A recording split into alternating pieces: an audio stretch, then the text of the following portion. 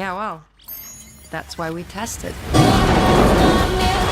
Is with you. क्या होगा जब एक ऑनलाइन गेमर एक नए वर्चुअल रियलिटी प्रोग्राम को टेस्ट करने का फैसला करती है, मगर उसे पता नहीं था कि इस टेक्नोलॉजी से उसे रियलिटी और डिजिटल इल्यूजन में फर्क का पता ही नहीं चलेगा। अब वो कैसे और कैसे वर्चुअल रियलिटी प्रोग्राम इंसानी ब्रेन के लिए खतरा हो सकते हैं, चलिए जानते हैं हमारी आज की नई कहानी में। कहानी की शुरुआत एक अपार्टमेंट से होती है जिसमें कि हैना नाम की एक लड़की गन के साथ तैयार ही थी और उसे दरवाजे के बाहर से किसी क्रीचर के गुर्राने की आवाज भी आ रही थी, जिसके बाद तो अब हैना की ओर बहुत सारे क्रीचर अटैक कर देते हैं। वही हैना बिना उनसे डरे एक को मारते जा रही थी, मगर अब क्रीचर्स की संख्या कुछ ज्यादा ही बढ़ने लगती है और उन्हें लगातार मारने के बावजूद उन्होंने आखिरकार हैना को घेर ही लिया। सो हैना तभी स्टॉप कहती है और सब कुछ वहीं पर पोज हो जाता है। तो वही अब तक तो कुछ क्रीचर्स ग्लिच भी करने लगे थे। सो हैना अब डेवलपर्स को कॉल कर इस ग्लिच के बारे में बताने लगती है। दरअसल हैना भी एक वीडियो गेम खेल रही थी और गेम के डेवलपर्स उसे एक नया ऑनलाइन गेम टूर्नामेंट खेलने का ऑफर करते हैं, जिसके की विनर को मिलियंस ऑफ डॉलर मिलेंगे। मगर हैना उसके लिए मना कर देती है क्योंकि उसे ऑलरेडी पता था कि उसका कंप्यूटर सिस्टम अभी पुराना हो चुका है और उसके जीतने के चांसेस वैसे भी कम ही हैं। दरअसल हैना एक प्रोफेशनल वीडियो गेम प्लेयर और गेम टेस्टर है, जिसके लिए कि उसे कभी कभी अच्छे पैसे भी मिल जाते हैं। मगर चूंकि हैना को बचपन से ही गोरोफोबिया था, जिसमें कि इंसान अपने घर से बाहर निकलने से भी डरता है, सो हैना बाहर नहीं जा सकती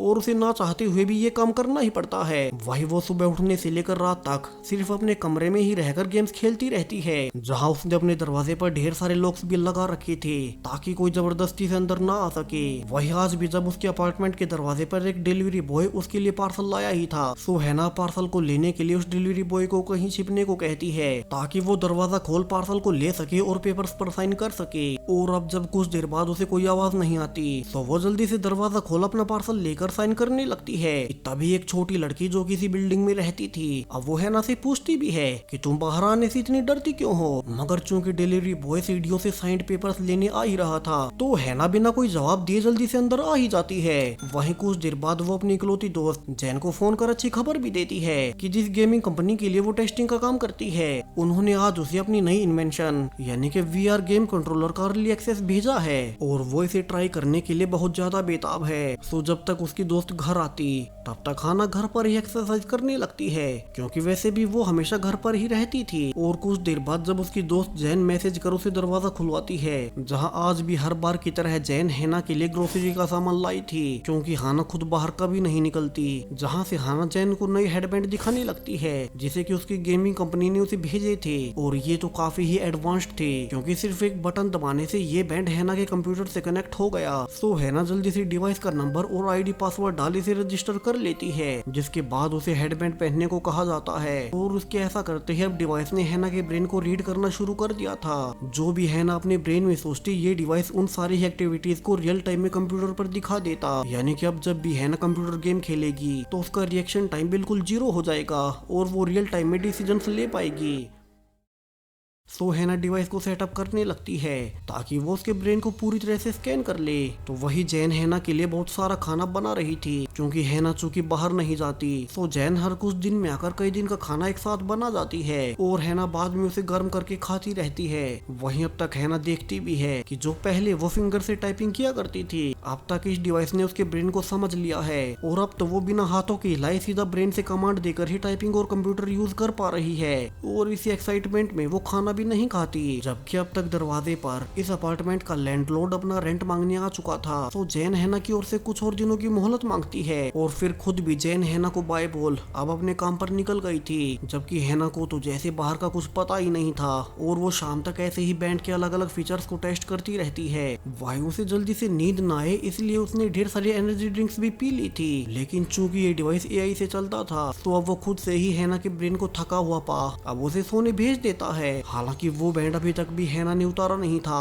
और सोते हुए भी उसके ब्रेन को डिवाइस स्कैन करना जारी रखता है। वही अब अगली सुबह उठने पर हैना को कुछ अलग सा महसूस हो रहा था, मगर वो इसे अभी के लिए इग्नोर कर देती है। वही आज भी कल वाली लड़की उसके दरवाजे के बाहर से उसे बुलाने आई थी और हैना उसे कहती है कि वो चाहकर भी बाहर नहीं आ सकती क्योंकि उसे ये एक बीमारी है और बाहर उसे एंजाइटी फील होने लगती है। जहाँ से हैना उस लड़की को अपना पास्ट बताने लगती है कि कैसे जब वो छोटी थी तब उसकी माँ को भी सेम यही बीमारी थी और उसकी माँ उसे कभी भी बाहर खेलने नहीं जाने देती, जिस कारण वो घर पर ही अकेली रहकर वीडियो गेम से एडिक्ट हो गई और धीरे धीरे बाहर जाना भी भूल गई, जिसे कि सुन वो लड़की भी वहाँ से चली ही जाती है और है ना अपने पुराने दिनों को याद कर अपने पुराने गेम्स को बाहर निकालती है। वहीं कुछ देर बाद जब जैन फिर से आ गई थी तो दोनों फिर से बॉल से खेलने लगती है, क्योंकि उसके वीआर डिवाइस को फिजिकल एक्टिविटीज के दौरान उसके ब्रेन को मैप करना था, मगर डिवाइस की अगली स्टेज पेन की थी, तो जैन इसके लिए मना कर वहाँ से निकल जाती है, जबकि हैना खुद से ही डिवाइस के 100% परफेक्टली काम करने के लिए खुद को एक चाकू से कट लगाती है, ताकि ये डिवाइस उसकी बॉडी में हो रहे पेन को डिटेक्ट कर सके। और इसके बाद तो अब डिवाइस पूरी तरह से तैयार था, जहाँ से कि अब ये हेडबैंड जो कि पूरी तरह से यही से लेस है वो हैना से कनेक्ट हो चुका है, और हैना अब जल्दी से ढेर सारे एनर्जी ड्रिंक्स को पीते हुए गेम्स खेलने लगती है ताकि उसे नींद ना आए। वही अब तो उसे अपने हाथ भी इस्तेमाल नहीं करने पड़ते थे, तो सिर्फ अपने ब्रेन से कमांड देकर हैना रियल टाइम में बहुत तेजी से डिसीजंस लेकर गेम्स को जीतने लगती है, जहाँ की वो समझ भी गई थी कि ये डिवाइस उसके लिए किसी वरदान से कम नहीं, और वो फाइनली उस ऑनलाइन टूर्नामेंट को खेलने का फैसला कर ही लेती है, क्योंकि अब उसके पास ये डिवाइस था और इसकी मदद से उसके जीतने के चांसेस पहले से कहीं गुना ज्यादा बढ़ चुके हैं। अब हैना इसे सोच खुशी थी कि उसके दरवाजे पर आज फिर से उसका अपार्टमेंट लैंडलॉर्ड रेंट मांगने आया था, जहाँ के हैना उससे कहती है कि उसकी दोस्त जैन ने कल ही तो उसे बताया था कि उनके पास अभी पैसे नहीं है और वे उसे अगले हफ्ते तक रेंट के पैसे दे देगी। मगर अब बाहर से ओनर हैना को बड़ी ही हैरानी वाली बात बताता है कि असल में तो वो डिस्कशन कल नहीं बल्कि पिछले हफ्ते में हुआ था, और वो तो आज पूरे एक हफ्ते बाद यहाँ आया है। और हैना ये सुन समझ जाती है कि उसके साथ कुछ तो गड़बड़ है और वो टाइम को ट्रेस नहीं कर पा रही। वही ये इसी नई डिवाइस की वजह से हो सकता है, जो कि इसका शायद से कोई साइड इफेक्ट हो। सो हैना अब एक और बार एक हफ्ते का वक्त मांगकर सॉरी बोलती है और आगे उसे कोई प्रॉब्लम ना हो, इसके लिए हैना फिर से अंदर ही एक्सरसाइज करने लगती है ताकि वो फिजिकली और मेंटली फिट रहे। वही वो जैन को भी फोन कर मिलने बुलाती है, और जब तक जैन उसके घर आती तब तक हैना ने अपना सारा ही सिस्टम साफ कर अपग्रेड कर लिया था ताकि वो टूर्नामेंट के समय अच्छे से काम करे। और हैना अब जैन से भी कहती है कि वो भी उसके जीतने पर अपने पैसे लगा दे, क्योंकि इस नई डिवाइस की मदद से वो ही ये टूर्नामेंट जीतने वाली है। जहां लगातार 6 घंटे तक गेम खेलने के बाद हैना फाइनली टॉप 10 में आ चुकी थी और दोनों ही से काफी खुश भी होती हैं। मगर चूंकि हैना को गेम खेलते हुए लगातार 6 घंटे से ज्यादा बीत चुके थे, तो अब उसे अजीब सा लगने लगता है। और जब वो खेल ही रही थी कि अब अचानक से स्क्रीन से एक हाथ हैना को ही पकड़ने आगे बढ़ता है, और हैना तो ये देख पूरी तरह से डर चुकी थी कि ये क्या हुआ। तो वहीं जैन भी उसे हैरानी में कहती है कि मगर उसने तो किसी हाथ को देखा ही नहीं और ये शायद से हैना का कोई वहम होगा। और हैना यहाँ से समझ भी चुकी थी कि इस डिवाइस के लगाने के बाद से उसे धीरे धीरे भ्रम होना शुरू हो चुके हैं, जहाँ पहले उसका समय का पता न चलना और अब ये इल्यूजन्स। तो वो आज के लिए टूर्नामेंट से रेस्ट लेने का फैसला कर अब अपने हेडबैंड को कुछ देर के लिए निकाल देती है और अपनी दोस्त जैन के साथ बैठकर बातें करने लगती है कि कैसे बिल्डिंग की एक छोटी लड़की उसके दरवाजे पर उसे बातें करने आती है। जहाँ बातें करते हुए जैन तो वहीं सो गई थी,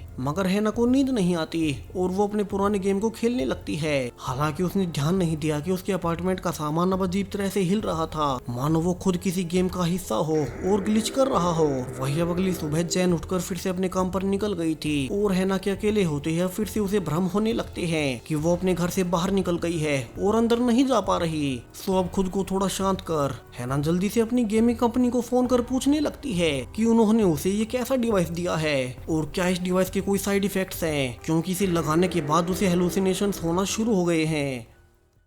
हालांकि कंपनी की ओर से बताया जाता है कि इस डिवाइस के अभी तक कोई साइड इफेक्ट्स उन्हें नहीं मिले हैं और अगर हैना को इससे कोई प्रॉब्लम हो रही है तो वो आगे इसका इस्तेमाल ना करे और वो इस डिवाइस को रिपेयरिंग के लिए वापस ले सकते हैं। मगर चूंकि हैना को अभी भी गेम टूर्नामेंट जीतना ही था, जिसकी की उसे सख्त जरूरत है क्योंकि उसके पास रेंट तक के पैसे नहीं और वो इस ऑनलाइन टूर्नामेंट को जीत काफी सारे पैसे कमा सकती है, तो वो अभी के लिए मना कर देती है क्योंकि इस डिवाइस के बगैर वो जीत नहीं पाएगी। तो अब वो टूर्नामेंट में हिस्सा ले खेलते हुए टॉप 3 में आ जाती है, मगर इतने घंटे खेलने के बाद थकी होने के कारण वो वहीं सो गई थी और उसके हाथ से बॉल भी नीचे गिर जाती है, जहाँ की फिर से हैना को हेलुसिनेशंस हो गई थी। मगर वो इस बार प्राइज मनी के लिए सब कुछ इग्नोर कर खेलना जारी रखती है। और जब कुछ देर बाद जैन फिर से उसे मिलने आई थी कि अब हैना ने फाइनली ये टूर्नामेंट जीत ही लिया, जिसके बाद कि उसे कई सारे $1 मिलियन मिलेंगे। तो अब उसे रेंट और बाकी खर्चों के बारे में सोचने की जरूरत नहीं और वो जैन के साथ इस विक्ट्री को काफी सेलिब्रेट भी करती है। मगर अब फिर से उसे टाइम स्लिप महसूस होता है क्योंकि जैन अचानक से ही कहीं गायब हो गई थी और कंप्यूटर्स में उसे कुछ दिन आगे की तारीख नजर आती है, यानी कि उसे फिर से याद नहीं कि वो टूर्नामेंट जीतने के अगले कुछ दिन बाद उसने क्या क्या किया। इसके अलावा उसे शावर भी ऑन मिलता है और उसका हाथ बुरी तरह से दर्द कर रहा था। सो हैना अपनी दोस्त जैन को फोन करने लगती है कि वो उसे याद दिलाने में मदद करे कि उस दिन प्राइज जीतने के बाद यहाँ क्या क्या हुआ, लेकिन अब सरप्राइजिंगली जैन का फोन तो यहीं पड़ा था। इसके अलावा उसके लैपटॉप में प्राइज मनी तक आ चुकी थी। सो हैना एआई डिवाइस से कंफर्म भी करती है कि ये उसका कोई भ्रम तो नहीं, मगर ये तो सच था। वहीं कुछ देर बाद आज फिर से उसके दरवाजे पर उसके अपार्टमेंट का लैंडलॉर्ड भी आता है और कंफर्म करता है कि उसी ने कई दिन पहले उसे एडवांस में कई महीने का रेंट पे कर दिया था, जो कि अब हैना को तो याद था ही नहीं। सो वो जैन के बारे में उससे पूछने लगती है, लेकिन ओनर के अनुसार उसने तो जैन को पिछले कई दिनों से देखा तक नहीं है और वो पता नहीं कहाँ चली गई। तो ये कहकर वो भी चला ही जाता है। तो वही अब तक हैना को भी भूख लग रही थी, तो वो जैन का बनाया खाना खाने लगती है, मगर जैसे ही उसने पहली बाइट खाई ही थी कि अब उसे उल्टी होने लगती है और वो देखती है कि ये खाना तो कई हफ्ते पुराना होकर अब सड़ चुका है और हैना को कुछ भी समझ नहीं आता कि वो करे क्या, क्योंकि जैन का फोन तो उसके पास ही पड़ा है, यानी कि अब वो अपने आप ही उसके पास आएगी। वहीं इसके अलावा उसे टाइम का भी पता नहीं लगता कि बीच बीच में कई दिन कहाँ जा रहे हैं। तो अब वो अगले कुछ दिनों तक ऐसे ही बिताने लगती है कि एक दिन अचानक से जैन उसे फिर से मिलने आती है और हैना उसे गले से लगा लेती है, क्योंकि वो इतने दिनों बाद उसे देख रही थी। मगर तभी उसे फील होता है कि कुछ तो गलत है और अब रियलिटी बदलते हुए अब उसे खुद के हाथ में एक स्क्रू ड्राइवर दिखाई देता है जिस पर कि जैना को खून लगा हुआ था और ये स्क्रू ड्राइवर उसने जैना को मार दिया।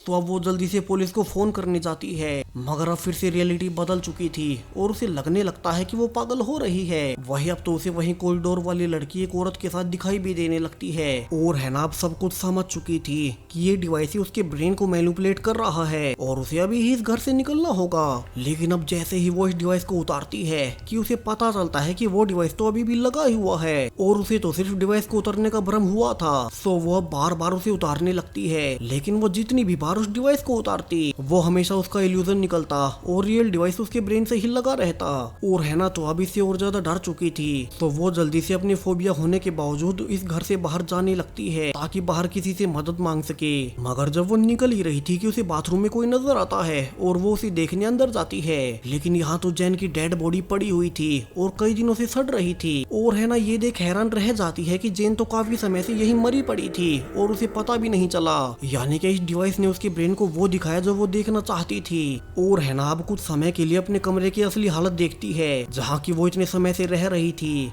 यहाँ सब कुछ बिखरा पड़ा था, हर और बुरी बदबू आ रही थी क्योंकि बाथरूम में जैन की बॉडी सड़ रही है, यानी कि इस डिवाइस की वजह से वो रियल लाइफ को देख ही नहीं पाई। और उसे याद आता है कि कैसे उस दिन टूर्नामेंट को जीतने की खुशी में उसने गलती से गेम समझकर जैन को ही स्क्रू ड्राइवर मार दिया और वो वहीं मारी गई। जहाँ से हैना को ये भी एहसास होता है कि जो लड़की उसे शुरू से दिखाई दे रही थी वो कोई और नहीं बल्कि उसी का बचपन का रूप था, जब उसकी माँ उसे बाहर नहीं जाने देती थी। और अब तो उसे उन्हीं क्रीचर्स की इल्यूजन्स भी दिखाई दे रही थी। तो वो भागकर अपने अपार्टमेंट से निकल ही जाती है और कई सालों में पहली बार अब वो बाहर निकल ही आई थी कि तभी उसे एहसास होता है कि वो तो अभी भी अपने अपार्टमेंट में ही थी और ये भी उसका एक इल्यूजन ही था। जिसके बाद अब तो हैना ने भी उम्मीद छोड़ दी थी कि वो कभी भी यहाँ से निकल नहीं पाएगी और वो खुद की जान देने का फैसला करती है कि तभी दरवाजे को तोड़ते हुए पुलिस अंदर आती है और उन्हें कहीं से पता चल गया था कि यहाँ किसी की मौत हुई है। जहाँ वे फाइनली जैन की बॉडी को देख हैना को पकड़कर ले जाने लगते हैं, तो वहीं हैना के मन में इतना तो सुकून ही था कि अब वो कम से कम यहाँ से तो निकल ही जाएगी। और इसी सैड एंडिंग के साथ अब ये कहानी यहीं पर खत्म हो जाती है। दरअसल हैना पहले से ही बीमार थी और इस वर्चुअल रियलिटी डिवाइस को लगाने के बाद उसकी प्रॉब्लम कई गुना इनहेंस हो गई। सो वीडियो पसंद आया हो तो इसे लाइक करते जाएं, साथ ही चैनल को सब्सक्राइब करें और भी ऐसे ही वीडियोस के लिए।